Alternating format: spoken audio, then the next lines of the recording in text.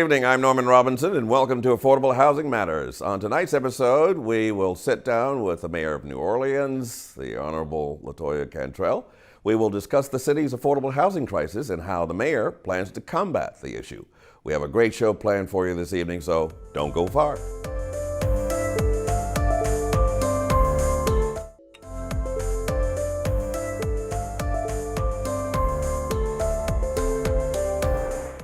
To no one's surprise, the city of New Orleans is currently in an affordable housing crisis, and to remedy this crisis, the mayor of New Orleans is planning to go on a 7-week tour visiting each district starting in the month of August to help solve this problem and providing more affordable housing for the inhabitants of our city. Here now to tell us about how she plans to accomplish this task is the mayor of New Orleans, the Honorable LaToya Cantrell. Madam Mayor. Hi, how are you? I'm well, and I'm doing even better since you've agreed to be on this broadcast. Oh, it doesn't take much, Norman, when you ask. Well, thank you for being here. Affordable housing. How are you going to tackle that monster? Well, you know, it's absolutely a big monster, one that I've been tackling for many years now prior to being mayor of the city. But it's many things. One, it is the additional dollars that we have pushed out, over $14 million in incentives that will bring more housing on the market in terms of units. But even, I would say more importantly, it's been my administration working aggressively over the past year with LHC, which is the Louisiana Housing Corp. And as a result of our work with LHC and with our governor, we have recently put $28 million on the streets of the city of New Orleans, and this is a big deal. This will activate over 620 units.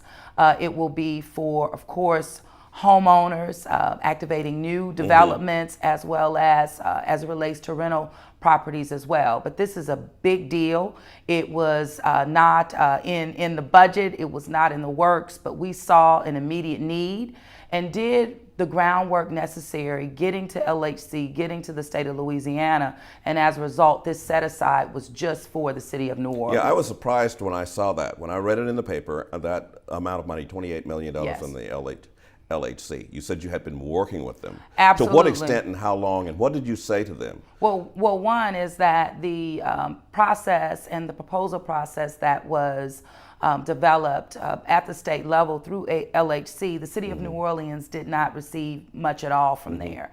But identifying that gap, also underscoring the need in the city of New Orleans, it got us to the table, working with the board of LHC as well. I have to give a shout out to Derek Edwards in that regard, but also our director there had multiple meetings in the mayor's office where we said, listen, the city cannot be left out of right now additional dollars, but we were also able to restructure their process for 2020. So this is a big deal, but we didn't have to wait until 2020. We were able to activate $28 million set aside City of New Orleans in 2019. So this $28 million that the city is going to get, is this in addition to your plan, the plan that you came up with, starting with visiting every district in the city? Absolutely. This is above and beyond, but coming not only off of that tour, but understanding the challenges that we're faced with in the city, and particularly our residents. This is what it's about. It's people who live here. We are in an affordability crisis, and understanding that was what it really just took to push for what we know we deserve right here in the city of New Orleans. So the $28 million will be for, again, new construction. It will be for soft seconds to get people in homes. It will go towards even repairing homes that people currently own and live in, but they need adequate repairs to keep up with the changes that are happening in the neighborhoods that they live in. Keeping people in their homes is also not only a priority, but it is a strategy to fight against affordable housing. And also, when you think about the city of New Orleans having over 18 historic districts, the repair aspect truly becomes a real need, because you have different from the city's perspective, in terms of our Historic District Landmarks Commission, you have to follow particular guidelines to maintaining and living in a historic district. And we're seeing changes in some of our districts, not just redevelopment, but also some gentrification. So keeping people in their homes has to be a part of our strategy. So what are you looking for when you go into each district? Well, first I'm looking to inform them about the programs that are on the street through the city of New Orleans for our renters, but also for our low-income homeowners, and also those who find themselves that are, in the middle here. They don't really qualify in the past, not qualifying for some incentives or some set-asides, but what we've created is that they will be able to qualify. So it's more of educating them about what's available, also on things to think about.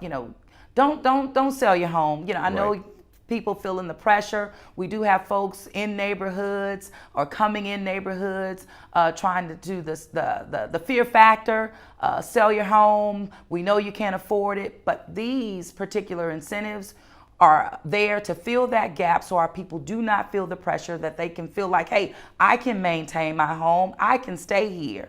And that's also a part of educating our people, because you can sell, it may seem appetizing, but when you sell, how do you then relocate to another neighborhood that is comparable, to the neighborhood that you're leaving? And so we want to be open and honest and upfront about what programs are available, but also listen. This is an opportunity to listen to some of the struggles our people are faced with. So how do you combat a situation where people are being bombarded with offers to buy their property? Because I mean, even I get them. Yes, I get them in my email. People wanting to buy my home, wanting to buy me out. So what's going on? What's in the atmosphere? Well, one is that we want people to communicate that to the city of New Orleans. I know that there's fair housing action, the center there. But even just if you feel like you're being bullied, because in some instances, some of our folks are being bullied. And they're being bullied even by people in their neighborhood, even their neighbors, whether they're trying to stick the code enforcement after them, putting that added pressure, again, that fear factor, liens being acquired. And that's why also, from my perspective with the city, no, we're wanting to work with people with code enforcement liens. That's another thing that we have going now, the amnesty program that we have started June 3rd and September 3rd, that the additional fines and fees, and that will go away if we can just work with the city to address issues that you may be facing on your property, to get it into compliance, and those fines or those liens will go away. So it's just trying to get a better sense of what people are going through. Not everyone is in the same situation, and that's why the listening, it really will help me and my team determine additional strategies to help our people on the ground. Now, do you have specific plans for each individual district? And I'm thinking specifically about New Orleans East, a place where residents feel like they've been forgotten. Well, in terms of home ownership and regards to affordability, New Orleans East is a place that we want to, I think, push people towards as relates to having a great quality of life. New Orleans East is not looking for added units, and I understand that. They have been burdened really in the past as it relates to substandard housing, and they feel like they've been dumped on, and I agree with that. But from our perspective as a city, this is where first-time home buyer programs come in. This is how this $28 million on the ground will help not only incentivize a resident's ability to purchase in the East, but can help with soft seconds, options as well. But we believe that New Orleans East is the place for families in the city of New Orleans. And it's going to be my job not only to get that message out, but also address other quality of life issues in New Orleans East. In terms of that dumping, we've been on that. Overgrown vacant lots, getting on that retail, really trying to dig deeper into incentivize and attract development in New Orleans East, and give the people what they deserve. But New Orleans East is fit and right for single families, and so I'm excited about that. So how do you, in conjunction with that, convince commercial entities that New Orleans East is fit for development? Well, one, it's the city doing our part in terms of trying to clean it up. Getting the trash out of people's eyes. It's those little things. I was big about getting the theater knocked down. That, you know, it was just Right. a sore spot for our people. Just a reminder of how things are not moving there. And you know, a fire happened that allowed the city to move even faster than we could without it. And we were able to demolish, but now it's cleaning up around it. Also holding property owners accountable. We were able to, through code enforcement and working with the new owners, even of the facility right there off of Bullard, that's been an eyesore. Old hotels, even in New Orleans East, that we're able to incentivize development on. So there are things in the works. I know it's a big deal. Also, as it relates to just the you know, little things matter to me, and I know to the people. So I call it the median on the interstate, really trying to green and clean that. We have plans working with the state, the DOTD, to clean it up. The lighting on New Orleans on the I-10 has been a big issue. We have activated over 1.7 million, making those those adequate repairs so that we can have lighting there. So those real, you know, initiatives will spur, I think, development, but will attract. You know, recently a lot of attention has been given to evaluating land, public land, not just Six Flags, but around Six Flags, because I want to, one, think through various options for redeveloping not just Six Flags, but other parcels around it.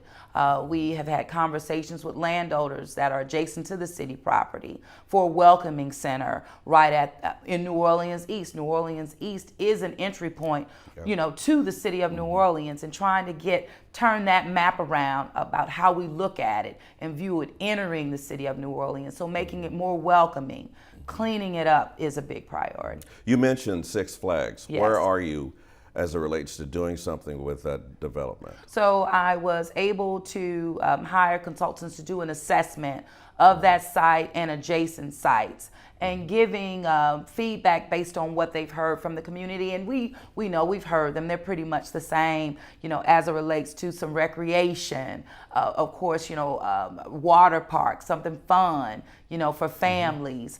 Even from my perspective, playing to our strengths in terms of our environment there. STEM, you know, science, technology, you know, the engineering and math, and that environment speaks to that. We're doorsteps away from NASA, where we're building, you know, the next space shuttle that will go to Mars. You know, these things are happening in the city of New Orleans. Playing to our strengths, environmental, green infrastructure is a priority for us as well. As it relates just to that particular market, we have a strength that I want to play to, be bolder as it relates to STEM, and New Orleans East is at the heart of that. We have even seen, and we are thoroughly documenting this. You know, as being on the council, we shut down the gas plant, right? But as a result of that, and what we're seeing in other areas that are, we're losing ground, you know, we're kind of sinking in the area where the gas plant was kind of discontinued. We're seeing that land in New Orleans East actually rising.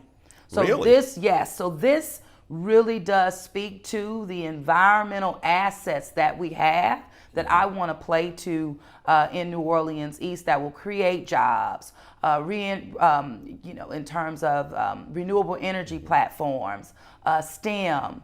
We're here, green infrastructure. The city of New Orleans is a leader in this. We can be an even bigger leader on a national and global scale. And I want to be bolder as it relates to it. New Orleans East is where it is. And it's a teaching ground as well. But the environment it's taking over the nature just organically, and we have to play to that. Yeah, I had a resident from New Orleans East call us up when all the flooding was taking place. And we're not flooding out here in the East. Right. You know, and they were very proud of that fact. They should be proud of that fact. And we have to not just be tunnel vision about what opportunities are for us. We're at a place where we just need to think bolder, be innovative about what we have. We have an asset in New Orleans East. We have an asset not only with the Six Flags site, but I want to do something that is aligned with the community, but also thinking bigger about what that impact will be for the growth and redevelopment of not just New Orleans East, but the city of New Orleans. I'm encouraged by the enthusiasm that you seem to express about not only doing something about infrastructure, but also as it relates to affordable housing, which is what this show is all about. What do you say to those who have criticized you, saying that you have abandoned affordable housing for the tourism industry? We have a clip from a recent show where we had an affordable housing proponent explain that, how should you say, disappointment. Okay. Let's take a listen. We know that the City Council had, and working with the administration, had been revamping short-term rentals, and a commitment was made by the City Council to increase fees on short-term rentals in New Orleans in order to create a dedicated revenue source for an affordable housing fund. The council was looking to create about $20 million annually. Part of the reason this was going to be available is that there is presently a difference between what you pay and taxes when you stay in a short-term rental and what you pay in a hotel. We've long held that that needed to be equal and that the difference should go to affordable housing. So we were stunned when the legislature introduced, at the request of the administration, a bill closing that gap but directing the funds to infrastructure and, worst of all, to tourism marketing. We thought that since we were having you on the broadcast, we'd get you to respond to that statement. Okay, well, first of all, we have many challenges in the city of New Orleans as it relates to infrastructure. Housing is also infrastructure. So the deal that was struck at the state legislature was to do twofold: address infrastructure holistically. I understand that there's a little pushback or some, a bad feeling or disappointment about a portion going to tourism.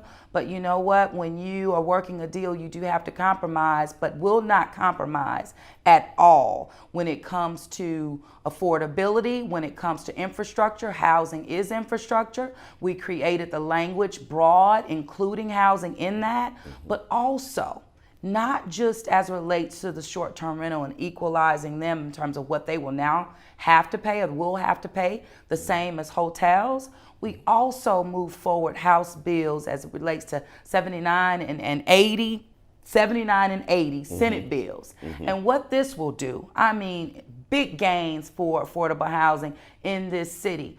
We will see a constitutional amendment on the ballot this fall that will allow not only the city of New Orleans, but other municipalities across the state of Louisiana to therefore incentivize housing and affordability on its own. And this will produce millions. It will allow us to leverage our own dollars, the 4% credits with the Finance Authority, working with the Redevelopment Authority, that's NORA, HANO as well. But these are all partners in this in terms of us leveraging these dollars that will activate more affordable housing and money that we've seen in a mighty long time. So you can't be short-sighted when we're talking about dealing with challenges holistically.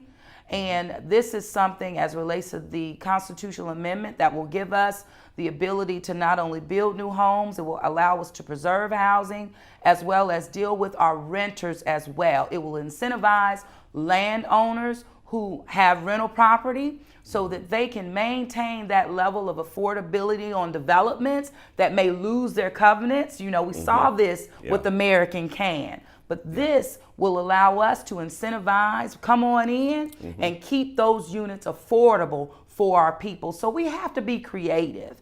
And you know what? We do have to play to our strengths as well. We are a destination city. Yes, it creates an added challenge, but I have no doubt that working collaboratively and being just a little innovative, that we can address this issue. And that's what the administration is doing. Is that the way to the heart of the developers, to incentivize them?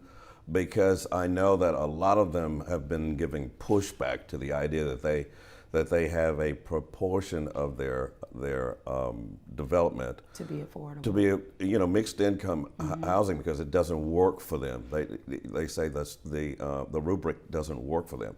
How do you incentivize a developer beyond that particular philosophy? Well, first of all, that really led to us thinking creatively about how we can make changes at the state legislature, at the state level, to therefore empower cities across the state. And this will be big for the city of New Orleans.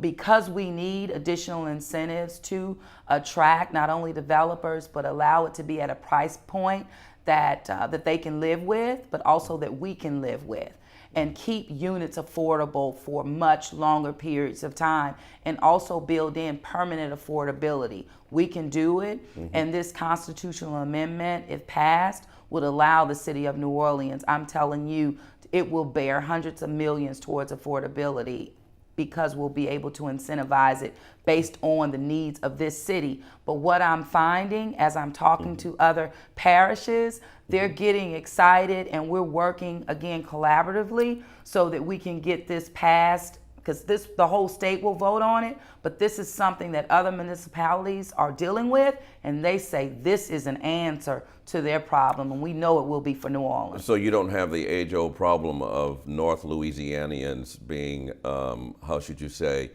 upset with people from New Orleans trying to get something different from the rest of the people of the state. This is something that will be passed by a constitutional amendment statewide, and what it will do is empower those municipalities to create incentives that are aligned with where they live. So it's not Orleans Parish telling anyone else how to create their toolbox. We give you the tool and you can build it how you want to, but we know what we need in our city. We have been successful at that state level, getting this passed, and I believe that the voters will approve this constitutional amendment. I hope they will, because our ability to incentivize housing and affordable housing is something that we desperately need in our city. And they have a city administration that is eager, that is innovative and creative, and knows how to get results. An argument has surfaced in some circles of this affordable housing question. One being that short-term rentals hurt affordable housing, and the second being from the short-term rental people who say that it was the demolition or destruction of the public housing development that hurt affordable housing. In your opinion, which hurt more? Which hurts affordable housing more? Short-term rentals or the destruction of all of the public housing development? What I know hurt affordable housing in this city was the dedication of dollars that were meant for the city of New Orleans that went to other areas in the state and to other projects, and that was urged by a think tank in our city who came up with a white paper that said the name of it was The House That Uncle Sam Built. And that white paper then changed the policies at the state level right around 2008. So this is where dollars were redirected from New Orleans at a critical time when we were rebuilding ourselves post-Katrina. That hurt the worst. We had short-term, we had the small rental program that never got off the ground, if you remember, through, the Road Home program to help our small rental property owners. That never happened. That had an impact on affordability. And of course, the redirection of those dollars meant for Orleans Parish, that hurt more, in my opinion, than even the demolition of housing development. How did that happen, Madam Mayor? It was a policy change at the state level, and we had a think tank in our city who said that New Orleans was on the verge of having too many affordable units. That's what happened. See, we kind of forget, time goes on, but I cannot forget, because I was in the trenches in my community, creating affordable housing, raising money, and really at the heart, trying to push for those dollars to stay in our city. They were redirected. So I was here during that transition, and in my mind, I can't see how an argument or philosophy could ever have surfaced on the basis that New Orleans would have too much affordable housing. Yep, you can go look up the report right now. It's the the house that Uncle Sam built, because these dollars were federal dollars coming in to help this city rebuild itself and rebuild our neighborhoods. It really was a shot across the bow for our city. So short-term rentals did not create an affordability crisis in our city. Did it help? No. No, it did not help.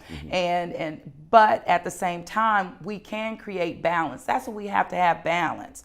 And so also what hurt was that the city of New Orleans, we were behind the 8 ball with coming up with a housing plan for our city. We did not adopt a housing plan until 2015. I got on the council, elected in 2012, pushed for affordability, pushed for a housing plan, got it done in 2015, but that was 10 years after Hurricane Katrina. So so there is not just one reason why, there are multiple reasons why, and we have to kind of own it. Even the city, when we were behind the 8 ball when we started talking about affordable housing. And once the market takes off, it's so hard to catch up, and the market has a great impact. And talking about the difficulty of catching up with a market that's already taken off. It's tough. Beyond control almost in the minds of some. What do you see in terms of accomplishing the number of affordable housing to at least give people some idea that they have some place to go? How long do you think it would take to get to that point? Well, it's going to take some time. I know with the new partnership we have with the Louisiana Housing Corp and just the first, disbursement of $28 million this year, we will see additional through 2024 that could activate, over $600 million when you leverage it with your partners. So this is a big deal. It's how we leverage those dollars, but it will take some time. But it will take time, but people will see results, I would say, in a shorter period of time. It's a short-term and it's a long-term strategy, but we also have to think about the over 13,000 people that we still have on a waiting list, for example, for vouchers. And that is an indication, most of our people in our city are renters and they can't afford it. But these incentives will help landowners, landlords provide housing for our renters and also keep it affordable, as well as moving our people into home ownership. Thank you, Madam Mayor. It's been an interesting half hour. Thank you. Thank you for coming, and I hope you'll come back. Oh, all the time. All right. Yeah. We'll be back to wrap up Affordable Housing Matters right after this break.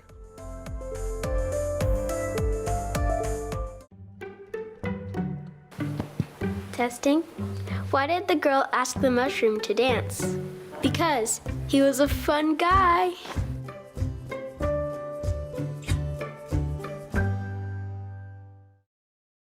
We would like to thank Mayor LaToya Cantrell for joining us this evening on Affordable Housing Matters. And if you would like to rewatch this or any other episode of Affordable Housing Matters, please visit WLAE.gov and click on the programming link. There you will be able to watch all of our past programs. We would like to thank you, the viewer, as always, for joining us this evening.